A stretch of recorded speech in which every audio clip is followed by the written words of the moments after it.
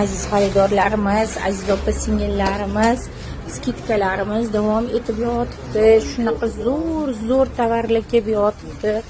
Do'konimizga sizlarga qulaylik maqsadida yana ham kiyimlarni ko'paytirdik, opalar. Hozir mana teshuvdan o'tib oling.